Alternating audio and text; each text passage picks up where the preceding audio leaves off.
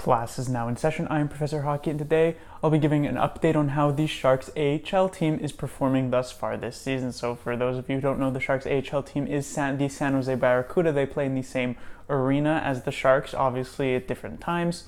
And the Barracuda have been having a very successful season thus far. They are first place in their division in the Pacific. They have 14, 3, 1, and 2. The 1 is overtime losses, the 2 is shootout losses, 3 is regulation losses, and of course 15 is regulation or overtime or shootout or whatever wins. This gives them a point percentage of .786, and this is actually important because in the AHL, there are obviously just a bunch of teams, and instead of an 82-game season, most of them play a 76-game season. However, some of the West Coast teams, AHL teams like the San Jose Barracuda, and for another example, like the San Diego Gulls, they actually only play 68 games per season. Now, this doesn't put them at a disadvantage because the AHL decides who makes the Calder Cup playoffs by who has the highest point percentage. So, for instance, last season, the Barracuda actually had less points than a team in their division, the San Antonio Rampage. However, since the Barracuda played 8 less games and only had about 3 or 4 less points, they managed to make it over the Rampage into the playoffs by point percentage. And so the Barracuda's .786% is tops in the league so far.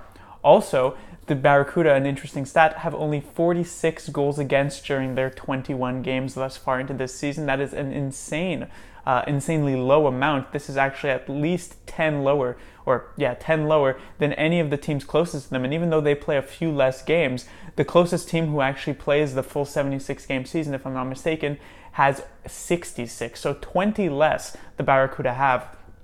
And if you take a look at the top team in terms of goals against last season, which was the Toronto Marlies, who, by the way, were absolutely dominant during the Calder Cup, the regular season of the AHL, and won the Calder Cup in the end, they actually had a higher goals against per game than the Barracuda right now have. I think Barracuda are sitting with 2.19, and the Marlies hit something like 2.24. So the Barracuda, at least goaltending and defensive-wise, have been absolutely fantastic, and the offense has also been pretty good. You take a look at who is leading the way, and it is Francis Perron. For those of you who may not remember Perron and just are sort of lost about who this guy might be, he was actually the player acquired in the Erik Karlsson trade with Erik Karlsson, and I had originally assumed this was sort of just a move of a contract for the Senators because maybe they didn't have enough room to take in the 4 contracts they were getting, but he's actually been quite good for the Barracuda. 21 games played, 10 goals, 12 assists for 22 points. He leads the way in terms of points by a decent margin. And I'm not sure if Perron is going to be able to translate that into the NHL. He might be one of those guys who's just mostly a career AHL guy who does it very well. But he is also only age 22, so maybe this is something that could work out for the San Jose Sharks, very surprisingly, because I'm sure most Sharks fans were not expecting Francis Perron to do much of anything when he was picked up in that Karlsson trade. Next is Nick DeSimone, a defenseman at age 24. He has played 19 games, 4 goals, 10 assists for 14 points, so a pretty solid year for DeSimone. He's been with the Barracuda for a couple of years now. The Sharks have a very crowded defensive depth chart at the moment. Obviously, they have Joakim Ryan, Tim Heed, and Šimek, all as 3 defensemen at the moment on the team trying to fill in just a single spot. Šimek obviously at the moment holds that spot, and Simone is below those 3, and I'm not even sure if he's 9th on the depth chart, so I'm not sure how much of a chance he's going to have to actually push to the NHL, but he is doing rather well in the AHL thus far. Next is Alex True. He has played 21 games, 7 goals, 6 assists for 13 points. He's a bit on the younger side, age 21. True was actually signed, I believe, in the offseason.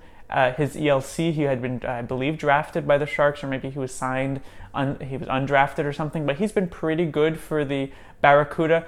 The Sharks are looking for a 4th-line center to play. They've been obviously going between Radil, Suomela. Maybe True has an outside chance, but that seems a bit unlikely. He's probably going to need a couple more years to develop, but maybe down the line he could be a 4th-line center for the Sharks in the future. Next is Jaden Helbegowax, I think is how you pronounce that, age 21, 20 games played, 6 goals, 7 assists, 13 points. He had started off very well. For those of you who may have seen my prospect update video, I had said at the time he had about 11 points in a lot less games. He hasn't been doing too well as of late, but those of you who also remember, he is the player who ended up getting something like over 130 points in the WHL last season with over 70 goals as an overager, obviously. And he's been doing pretty well, as you can see, in the AHL. I'm not sure how much hope he has. He is a much smaller forward, and normally when you're a smaller forward, you really have to be very good to be able to push into the NHL, and then once you actually make it, you're probably going to be outstanding. Think of players like Johnny Gaudreau, who has been able to stay in the NHL even being a smaller guy, but because he's just that good. It'll be interesting to see if Jaden will actually be able to do that. It seems somewhat unlikely, but he's also only age 21, so there is time for him to develop more. Next is Kyle Wood, a defenseman, 21 games played, 1 goal, 12 assists for 13 points. Kyle Wood was picked up in a trade. I don't know if it was this offseason or the previous offseason, but he was traded for Adam Haluka from the Coyotes, or I guess the Sharks traded Adam Haluka to the Coyotes for Kyle Wood. He is age 22. He was pretty good with the Tucson Roadrunners, which was the Arizona Coyotes AHL affiliate. Again, he's a defenseman, so he is in a bit of a crowded type of depth chart at the moment for the San Jose Sharks, so I don't know how much of an opportunity he will have, but again, has been solid for the AHL, and you can see that the defense has actually been doing a very good job at getting points for the Barracuda.